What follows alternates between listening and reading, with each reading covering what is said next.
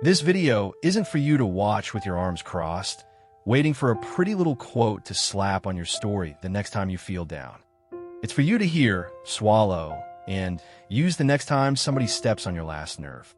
Put on your headphones and go do the dishes, sit in traffic, sweat through the boring meeting, because that's exactly where this stuff works or doesn't work. In a moment, your blood is boiling. No epic soundtrack, no stage guru, no crystal to balance your chakra. Just the truth. If you like it, drop a like and subscribe. Let's go. First truth, and I'm ripping the blindfold off right now. You think you feel, but really you just react. You swear you got control. You swear you're a balanced, rational person, the master of your own face. Then your phone buzzes with one passive-aggressive message, and half a second later your heart's pounding, your palms are sweating, and the venomous reply is already half-typed. Where's the control now, champ? The hard truth is that most people don't live, they get yanked around. A compliment puffs them up, a criticism sinks the whole day, a like fills the chest, a comment empties it out. You turn into a puppet, and everyone who walks by is holding one of your strings. Epictetus, who was born an actual slave, chains and all, talked about another kind of slavery, more subtle and way more common. A slave is anyone who doesn't run their own reactions. And here's the paradox. The guy who grew up in chains said he was freer than most plantation owners because a man could lock up his body, but his mind? Nobody. So before you go trying to get free from your boss, from traffic, from the government, from your in-laws, learn to get free from the one prison you carry everywhere you go, your own out-of-control reaction. Next stop, and this one's gonna sting, your emotion is not your identity. It's just a visitor. You say, I'm an anxious person, I'm a hothead, I'm just a sad person, like it's the color of your eyes. A fixed thing, factory installed, that came with you and will die with you. Lie. The emotion isn't you. It's weather passing through your head, the same way a cloud passes through the sky. The problem is you confuse the sky with the cloud. Anger shows up, and you think you became the anger. Fear shows up, and you think you were the fear. So you do whatever that emotion orders you to do, like an obedient employee taking orders from a lunatic boss. Marcus Aurelius, who ran the biggest empire on earth and still woke up in a bad mood like the rest of us, wrote a note to himself. You have power over your mind, not over outside events. Realize this, and you find your strength. Translated into plain English, the feeling shows up without knocking, and that part you don't control. But whether it gets to sit down, crack open a beer, and run your house all day, that's your call. An emotion is a house guest, not the owner.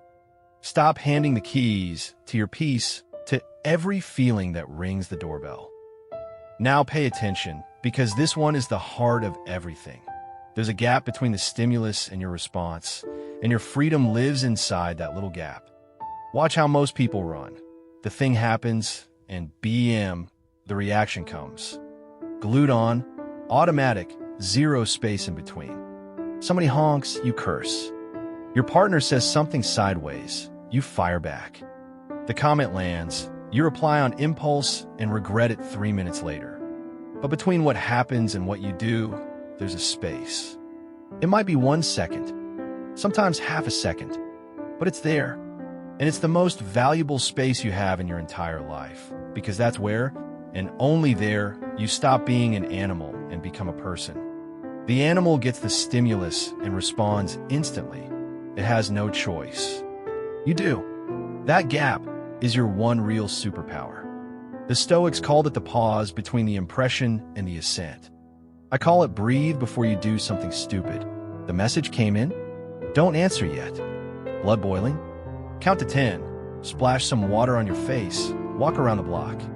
The difference between an adult and a 30-year-old emotional toddler isn't the size of the emotion. It's the size of the pause.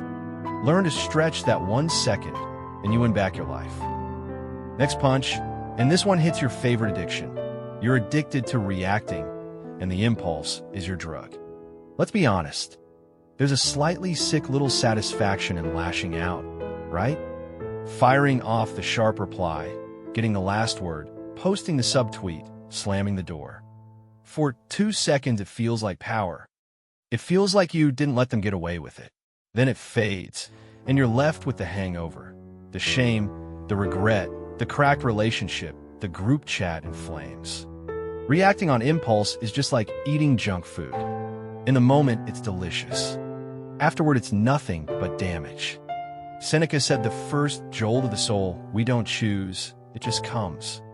But feeding that jolt, giving it rope, sitting there stewing and pouring gasoline on it, that's a choice and a dumb one. The anger you cultivate is a dog you let off the leash yourself, and then you're the one who gets bitten.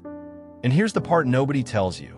Every time you react on autopilot, you strengthen the habit of reacting on autopilot. It's a muscle. The more you blow up, the easier blowing up gets. And the more you hold, breathe, and respond with your head on straight, the stronger that other muscle gets. You're training somebody every single day. The question is, are you training a wild horse or a rider? Let's talk about a mix-up that ruins a lot of lives. Repressing is not controlling. In fact, it's the opposite. When you hear control your emotions, your brain immediately pictures some guy with a clenched jaw, swallowing everything, a fake smile, I'm fine through gritted teeth, while inside he's a volcano. That's not Stoicism. That's a pressure cooker with no valve, and you know how it ends. It explodes at the wrong place, the wrong time, on the wrong person. Usually on whoever deserves it least. Being a Stoic isn't turning into a robot that pretends not to feel. It's feeling everything, recognizing what you're feeling, naming it, looking it dead in the eye, and still not letting the emotion grab the wheel. There's a giant difference. Repressing is shoving it under the rug. Controlling is looking the beast in the eyes and saying, I see you, anger. I know you're there, but today I'm the one driving. Marcus Aurelius felt pain. He buried children. He was betrayed by people close to him. He ran wars. And he still sat there writing in his notebooks, trying to calm himself down, because he felt, and he felt deeply. His strength wasn't the absence of the feeling. It was what he did with the feeling after it showed up. Write this down. Strong people aren't the ones who don't cry.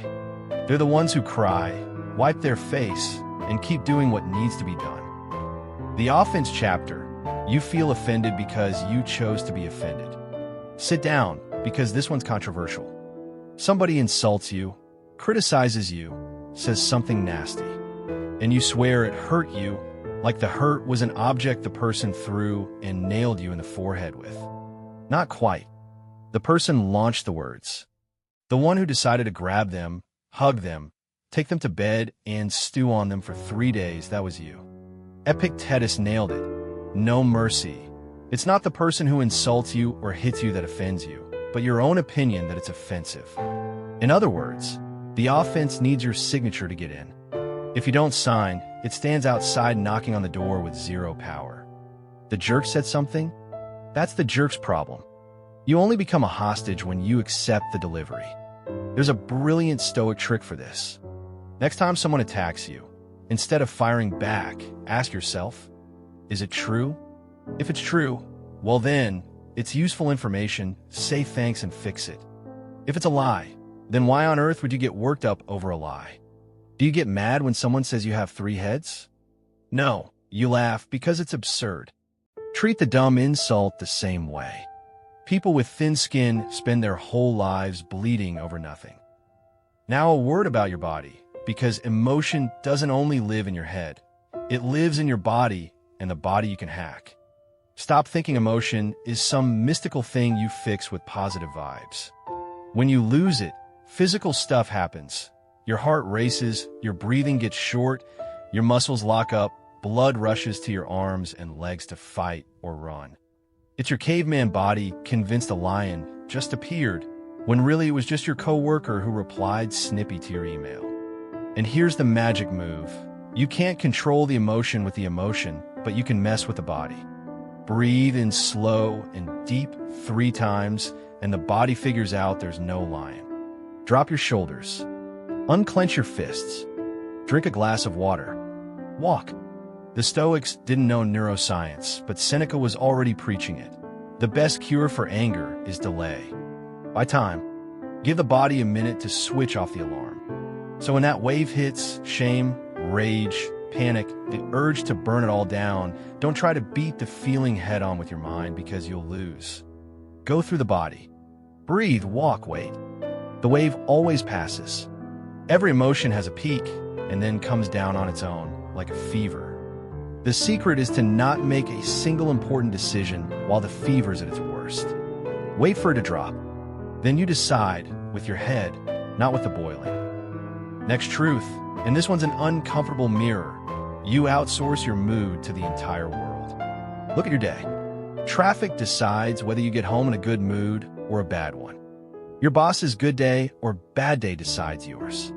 The number of likes decides whether you feel cool or like garbage. One person's reply decides whether your afternoon is light or a living hell.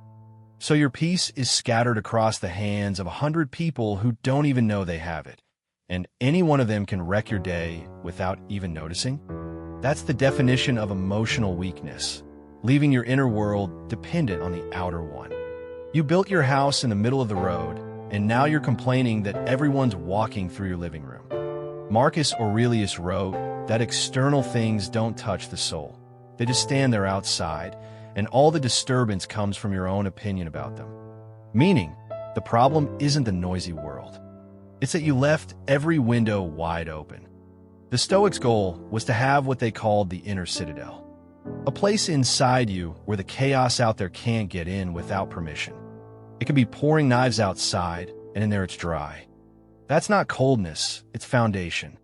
When you stop handing the keys to your mood to every stranger, you discover something strange and wonderful. You could be at peace even when everything outside is a mess. That's the whole point of the game. Now hold on, because this one's counterintuitive. Naming the monster already strips half its power. We're terrified of looking at what we feel. So the emotion turns into this generic monster. I'm off, I feel weird, I'm down, a nameless gray cloud that takes over the whole day, and you don't even know where to grab it.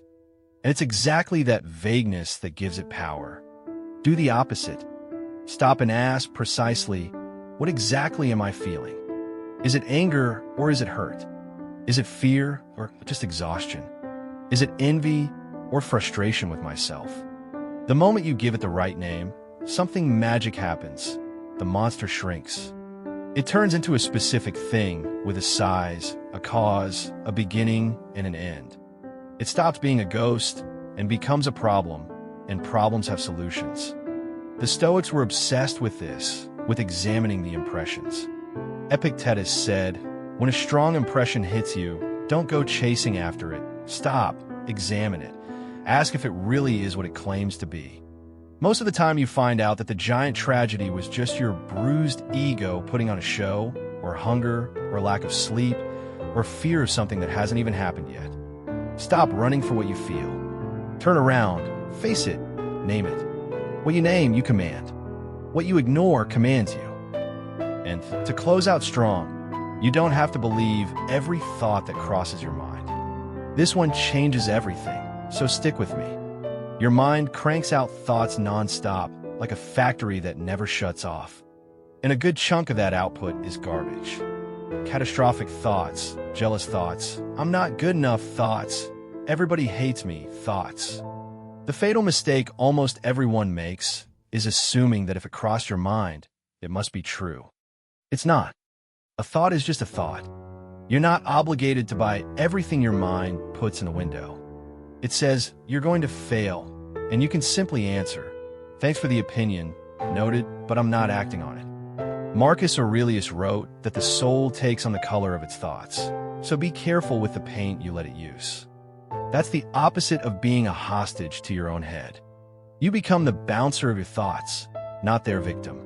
A thought shows up, cool, look at it, decide if it's useful or not, and act accordingly. Most of your bad emotions are born from thoughts you never once stopped to question. You just swallowed them whole. Start doubting them. Ask, is this a fact, or is my head writing a soap opera? You're going to find out that 90% of your suffering was fiction that you wrote, directed, and starred in yourself. Last truth, the most freeing of them all. mastering your emotions isn't about going cold. It's about getting free. Some people hear all this and think, oh, so the move is to turn into a heartless rock that feels nothing? The exact opposite. The person who masters their own emotions feels more and deeper because they're not burning all their energy thrashing around like a fish out of water at every bump in the road. They feel the joy without getting addicted to it. They feel the sadness without drowning in it. They feel the anger without burning the house down. Think of someone you admire for their calm. The one who, in the middle of the chaos, stays steady, speaks firmly, handles it, and you think, how does this person not lose it? They lose it on the inside, I promise you. The difference is they learn to stretch the gap, to not believe every thought, and to let the fever drop before deciding. It's not a gift. It's training. You can become that person. And being that person is the kind of freedom no amount of money can buy. It's being able to stand in the middle of the chaos without the chaos getting inside you. It's choosing your response instead of spitting out a reaction. It's no longer being a puppet yanked by every string and becoming the owner of your own theater. People will keep pulling the strings because the world doesn't change. What changes is that the strings aren't tied to you anymore. At the end of the day, being a slave to your emotions means letting every gust of wind decide where your day goes, every person decide your mood, every impulse decide your actions. And being free is simply this, taking back command. It's not about not feeling. It's about feeling everything and still being the one who decides what to do with it. Next time your blood boils, remember, there's 1 second between the stimulus and the response. That second is yours. It's the most valuable piece of your life. Stretch it. Breathe. Ask if it's worth your peace. And choose the response instead of spitting out the reaction. Do it once, it'll feel impossible. Do it 100 times, it becomes who you are. Nobody is born owning their own emotions. We become it the hard way, one day at a time. If this hit you with a dose of truth, drop the word free in the comments. Send this video to that friend who blows up over anything and then regrets it. And subscribe to Inner Fortress because here we build a mind, no fluff, every single day. See you in the next one.